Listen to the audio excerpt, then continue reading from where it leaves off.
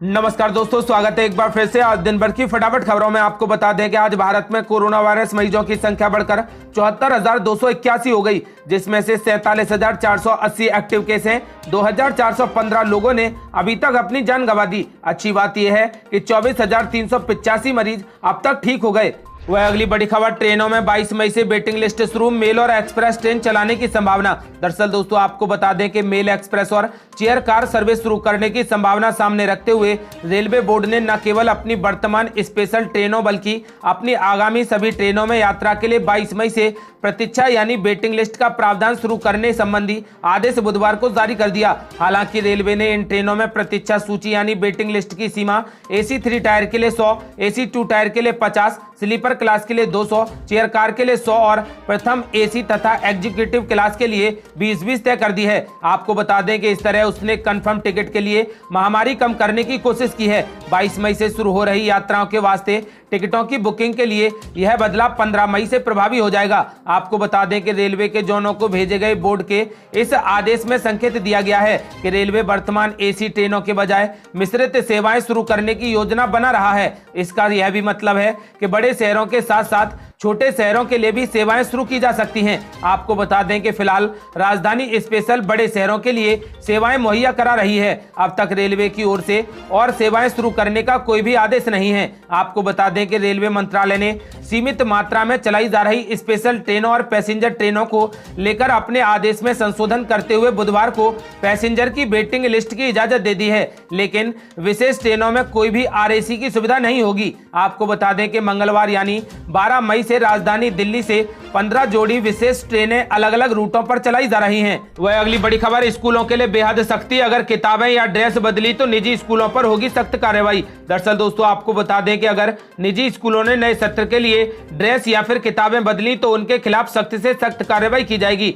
जिला शिक्षा बोर्ड की ओर से CBSE, हरियाणा शिक्षा बोर्ड और ICSE स्कूलों के लिए ये आदेश जारी कर दिए गए हैं। इस बारे में माता पिताओं को शिकायत करने के लिए जिला शिक्षा अधिकारी के नंबर पर संपर्क करने के आदेश दिए गए हैं। आपको बता दें कि गौरतलब है कि प्रदेश सरकार की ओर से निजी स्कूलों को इस सत्र में सिर्फ ट्यूशन फीस लेने के आदेश ही दिए गए हैं। इसके अलावा किसी भी तरह के मदों के नाम पर वसूली नहीं करने और फीस नहीं बढ़ाने को भी कहा गया है। आपको बता दें कि वर्दी या फिर किताबें ना बदली जाएं, ये आदेश भी दिए गए हैं। इसके बावजूद निजी स्कूल फीस के लिए दबाव बना रहे हैं।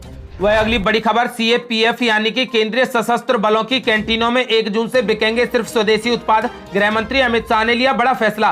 दरअसल दोस्तों आपको बता दें कि प्रधानमंत्री नरेंद्र मोदी की अपील के बाद केंद्रीय गृह मंत्री अमित शाह ने बड़ा निर्णय लेते हुए केंद्रीय सशस्त्र बल यानी CAPF की कैंटीनों में सिर्फ स्वदेशी उत्पादों की बिक्री का आदेश जारी कर दिया। गृह मंत्री ने ट्वीट कर इसकी जानकारी देते हुए कहा कि अब से यानी कि आने वाले 1 जून से केंद्रीय सशस्त्र बलों की सभी कैंटीनों में भारतीय कंपनियों के उत्पाद ही बेचे जाएंगे। इसे एक बदलाव के रूप में देखा जाना चाहिए।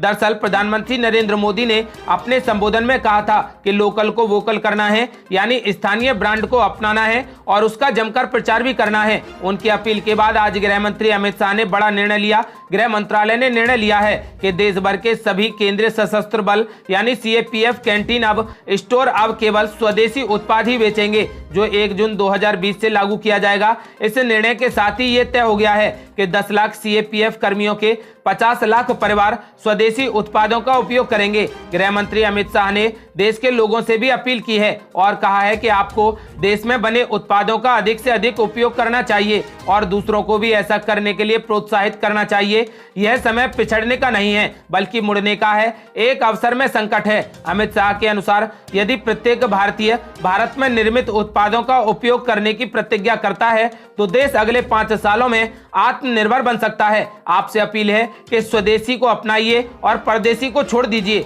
वह अगली बड़ी खबर, रेलवे का कंफर्म टिकट मिलने के बाद भी जरूर पढ़ें अपने अपने राज्य की सलाह, नहीं तो बढ़ जाएगी मुश्किलें। दरअसल दोस्तों आपको बता दें कि भारतीय रेलवे ने मंगलवार 12 मई से स्पेशल ट्रेनें चलाना शुरू कर दिया है। नई दिल्ली रेलवे स्टेशन से 15 रूटों पर ट्रेनें चलाई जा रही हैं, जो कई राज्यों के स्टेशनों तक जा रही हैं। आपको बता दें कि वहीं देश के अलग अलग हिस्सों से दिल्ली के लिए भी ट्रेन चलाई जा रही हैं। फिलहाल रेलवे सिर्फ IRCTC के टिकटिंग पोर्टल यानी www.irctc.co.in के जरिए ही टिकट बेच रहा है। लेकिन आपको अगर ट्रेन में यात्रा के लिए टिकट मिल भी गया है तो आप जिस राज्य से यात्रा कर रहे हैं या फिर जिस राज्य के लिए यात्रा कर रहे हैं उस राज्य की ओर से जारी नई गाइडलाइन और नई एडवाइजरी जरूर पढ़ लें, नहीं तो आपके लिए मुश्किलें खड़ी हो जाएंगी। आपको बता दें कि दरअसल अब तक कर्नाटक, उड़ीसा, तमिलनाडु, जम्मू कश्मीर, पंजाब, झारखंड, दिल्ली और गुजरात सरकारों ने रेल यात्रियों के लिए अपनी अपनी अलग अलग एडवाइजरी जारी कर दी हैं। उम्मीद की जा रही है कि बाकी राज्य भी जल्द ही रेल यात्रा के संबंध में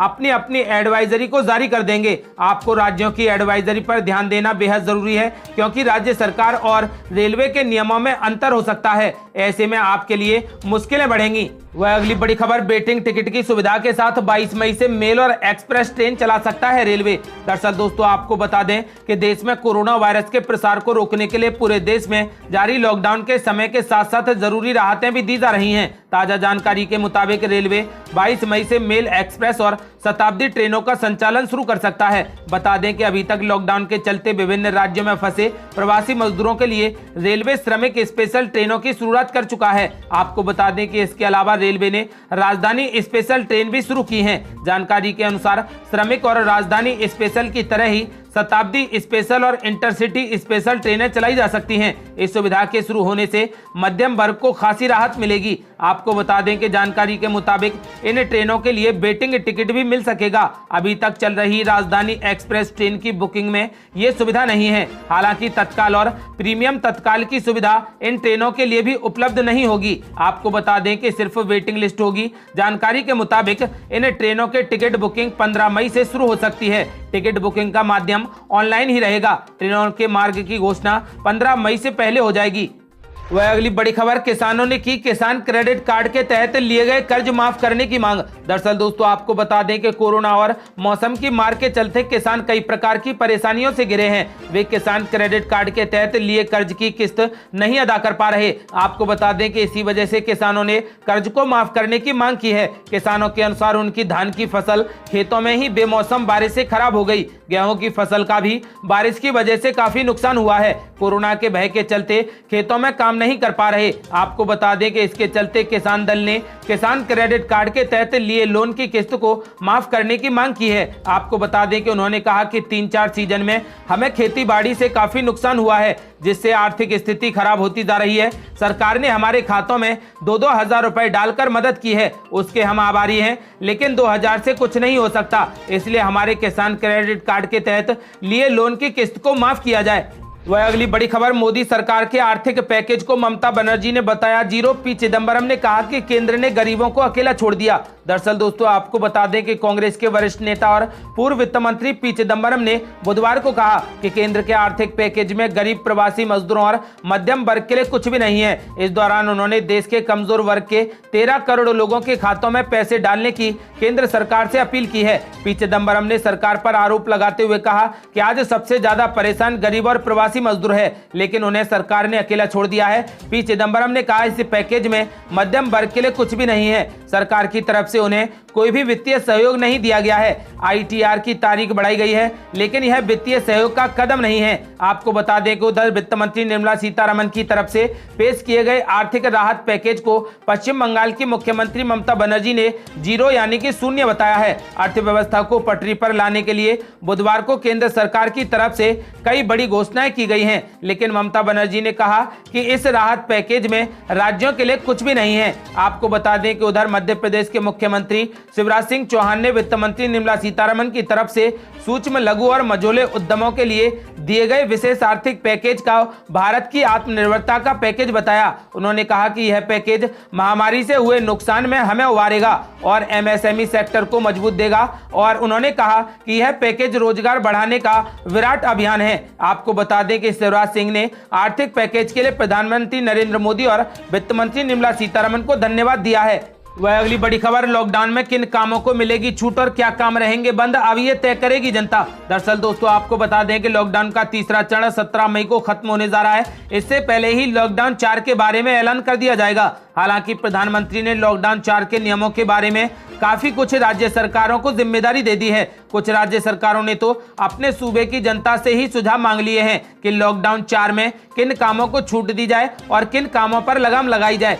मध्य प्रदेश सरकार ने अलग अलग क्षेत्रों में कामकाज दोबारा शुरू करने के लिए लोगों से सुझाव मांगे हैं। लोग इस बारे में अपने सुझाव राज्य सरकार की वेबसाइट पर शाम तक दे सकते हैं। आपको बता दें कि प्रदेश सरकार ने mp.mygov.in वेबसाइट पर लोगों से सुझाव मांगे हैं। जानकारी के मुताबिक मध्य प्रदेश सरकार ने उद्योग, agriculture sector, public transportation, finance institute, park, खेल के मैदान और मनोरंजन केंद्रों सहित तमाम सेक्टर को खोलने पर सुझाव मांगे हैं। आपको बता दें कि mp.mygov.in वेबसाइट पर सुझाव देते समय आपको अपना नाम, मोबाइल नंबर, शहर, जिला व अपने काम के बारे में भी लिखना होगा। वह अगली बड़ी खबर, अब तक चलाई गई 642 श्रमिक स्पेशल ट्रेनें, करीब 8 लाख प्रवासी मजदूर पहुंचे अपने घर। दरअसल दोस्तों, आपको बता दें कि रेलवे ने 1 मई से 642 श्रमिक स्पेशल ट्रेनों का संचालन किया है। आपको बता दें कि जिससे देश के विभिन्न हिस्सों में लॉकडाउन के चलते फंसे 8 लाख प्रवासी मजदूरों को उनके घर पहुंचा दिया गया है। यह जानकारी अधिकारियों ने बुधवार को दी।